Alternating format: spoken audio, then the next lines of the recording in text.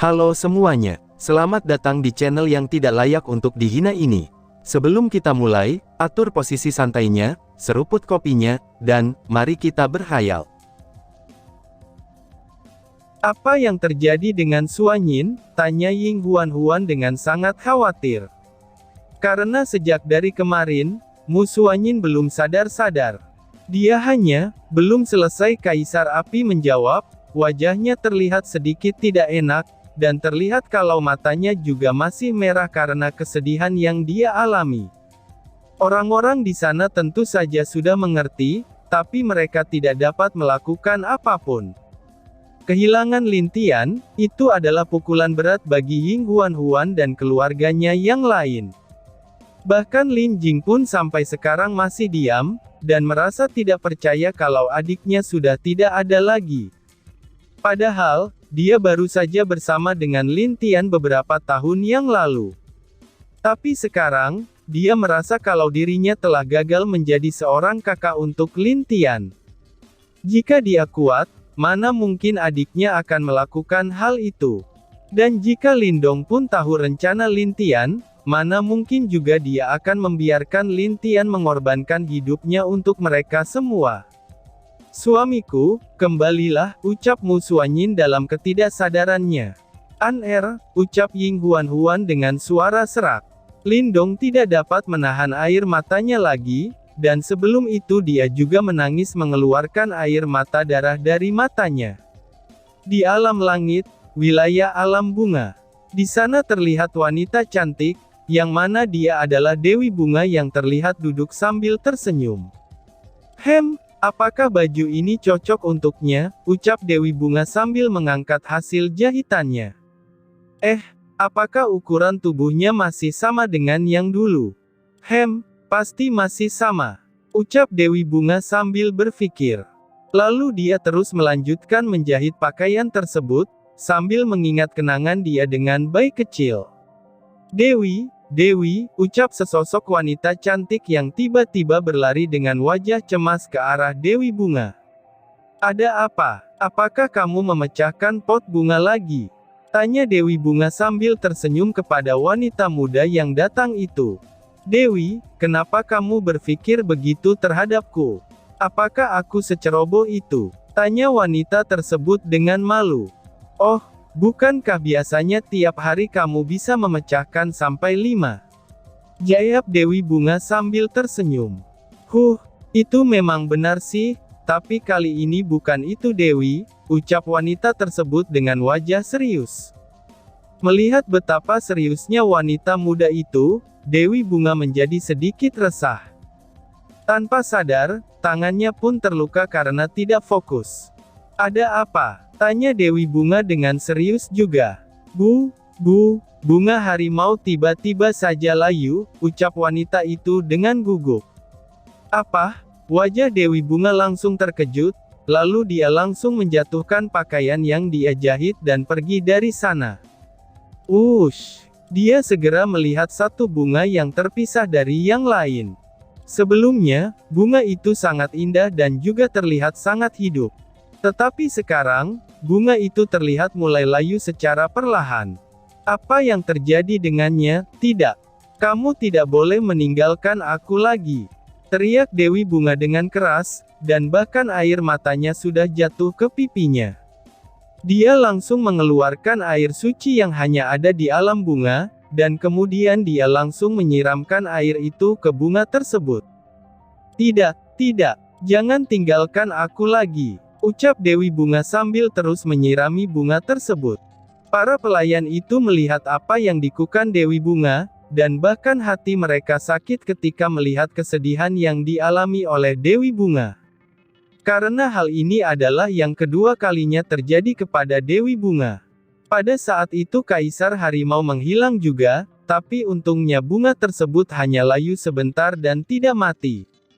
Hampir sebulan Dewi Bunga terus menyirami bunga itu agar tidak layu, dan pada hari berikutnya bunga tersebut berhenti layu dan mulai kembali hidup secara perlahan.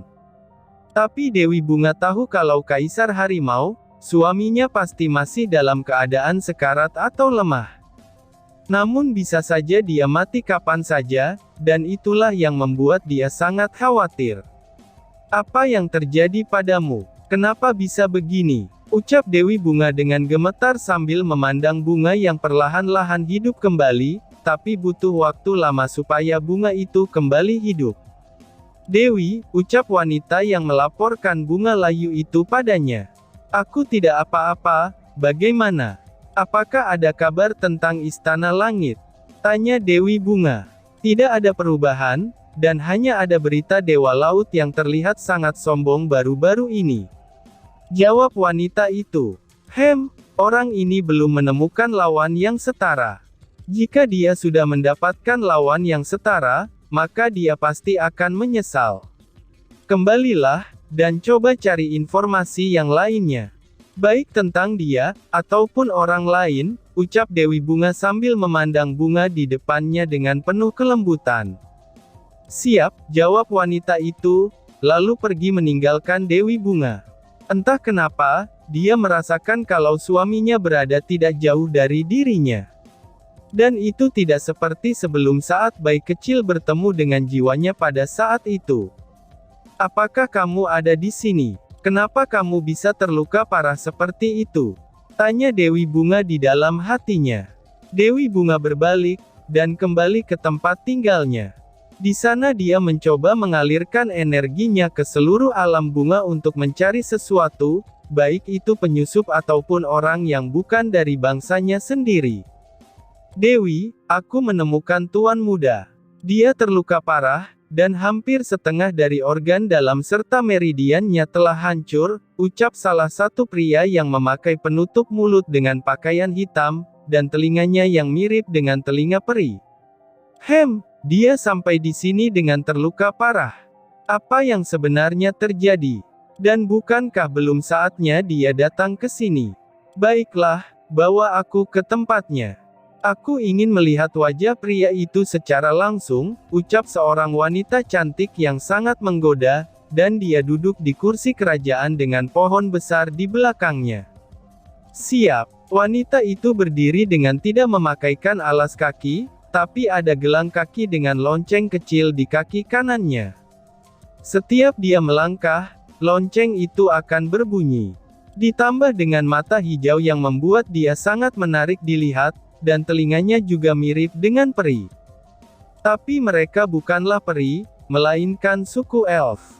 Dan wanita tadi adalah ratu dari alam elf yang termasuk sebagai dewa terkuat di sana sama dengan alam bunga tempat Dewi Bunga berada. Di sebuah ruangan, di dalamnya terdapat sosok yang terluka parah penuh dengan luka, dan seluruh wajah serta tubuhnya ditutupi oleh darah. Bahkan wajahnya pun sudah tidak terlihat lagi. Hanya rambut pria itu yang terlihat berwarna hijau, dan itu sama dengan rambut si wanita elf yang cantik tersebut. Dia menggunakan teknik itu. Sungguh orang yang keras kepala. Apakah dia tidak tahu, kalau menggunakan teknik tersebut dia bisa mati? Untung saja dia bisa jatuh di sini, dan aku bisa menyembuhkannya dengan cara itu, ucap wanita itu. Tapi wajah pria yang menutupi setengah wajah itu menjadi kaget, dan dia tentu saja tahu maksud cara yang dikatakan oleh wanita cantik itu. Tapi jika dia menggunakannya untuk menyembuhkan pria, maka bukankah pria ini adalah Dewi, ucap pria itu dengan gugup. Apakah kamu ingin melarangku? Apakah kamu pikir pria ini tidak pantas karena bukan dari suku kita? Aku bisa menjawabnya. Meskipun dia bukan dari suku kita, tapi dia berhasil mempelajari teknik suku kita dengan sempurna, dan dia juga sangat pantas untukku. Ucap wanita itu dengan penuh senyum. Seketika saja setelah mendengar perkataan wanita itu, wajah pria yang berlutut tersebut kaget tak percaya. Seseorang dari luar suku mereka, ternyata bisa menggunakan seni bela diri dan teknik dewa mereka. Bukankah itu aneh, tapi juga luar biasa? Sudahlah, katakan kepada semua tetua dan yang lain, aku sudah memutuskannya. Sejak pria ini bisa menguasai setengah dari teknik kita, itu berarti dia juga berasal dari suku kita. Meskipun aku tidak tahu apa yang terjadi padanya, tapi pria ini sudah jelas telah menggunakan salah satu teknik terkuat kita, ucap wanita tersebut. Baik Dewi, ucap pria itu, lalu menghilang dari belakang wanita tersebut. Setelah itu, wanita elf cantik tersebut menutup pintu ruangannya, dan kemudian memasang formasi yang sangat kuat dibandingkan formasi Lintian sebelumnya. Aku tidak menyangka, ternyata kita bisa bertemu secepat ini. Padahal dulu kamu yang menolakku. Meskipun itu hanya jiwaku saja, tapi tetap saja dia adalah diriku, dan sekarang biar aku jadikan kamu milikku sepenuhnya, ucap wanita cantik itu. Lalu dia mulai menyembuhkan pria yang terluka dengan gerakan tangannya. Lalu, perlahan-lahan wanita tersebut mendekatkan bibirnya ke bibir pria tersebut. Sebelum melakukan itu, dia menggigit sedikit lidahnya, dan darahnya keluar di sana. Perlahan-lahan mereka berciuman, dan pria itu pun menelan darah wanita tersebut. Hal itu terjadi cukup lama, sebelum wanita itu melepaskan ciumannya dari pria itu. Perlahan-lahan cahaya hijau berkumpul di sekitar pria itu, dan mulai menyembuhkan pria itu. Melihat hal tersebut, wanita elf itu tersenyum dengan lembut. Kemudian dia duduk di sana, dan itu seperti seorang istri sedang menunggu suaminya bangun dari tidurnya. Di sebuah hutan yang sangat indah, terlihat sosok cantik yang sedang bermain di sebuah sungai, yang mana airnya terlihat sangat jernih. Di sana terlihat berbagai macam ikan mendekati kaki wanita tersebut, dan kemudian mengelilinginya dengan bahagia. Di belakang wanita itu juga, terlihat ada beberapa binatang kecil seperti rusa, dan burung-burung yang sedang bernyanyi dengan sangat merdu. Dewi, ucap sesosok wanita dengan wajah yang juga tak kalah cantik. Oh, ada apa penjaga air bulan datang ke sini? Tanya wanita tersebut. Aku ingin melaporkan, ada sesosok pria yang tiba-tiba mengapung di sungai kita, jawab wanita itu. Pria, cepat usir dia. Dan jika dia melawan, maka biarkan dia bereinkarnasi, ucap wanita itu dengan lembut, tapi tidak terlihat sedikit pun ada rasa khawatir di wajahnya. Pria itu terlihat penuh luka, serta banyak darah di seluruh tubuh pria itu. Dan juga, ada sesuatu yang aneh terjadi pada tubuh pria itu, ucap wanita tersebut. Luka, apa yang terjadi? Apakah ada dewa ilahi atau dewa surgawi yang telah bertarung? Ucap wanita itu sambil membuka matanya. Terlihat mata biru yang sangat indah seperti air, dan kulitnya yang lembut selembut salju. Tidak, dari air gelap tidak ada laporan tentang pertarungan.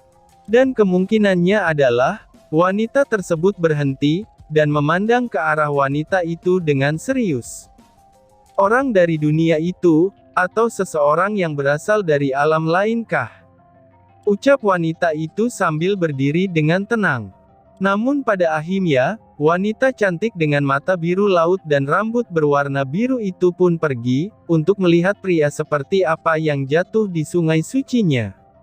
Saat dia sampai dia melihat seorang pria yang telah ditarik ke tepian, dan kedua tangan pria itu bukan lagi tangan manusia, tapi terlihat seperti tangan monster.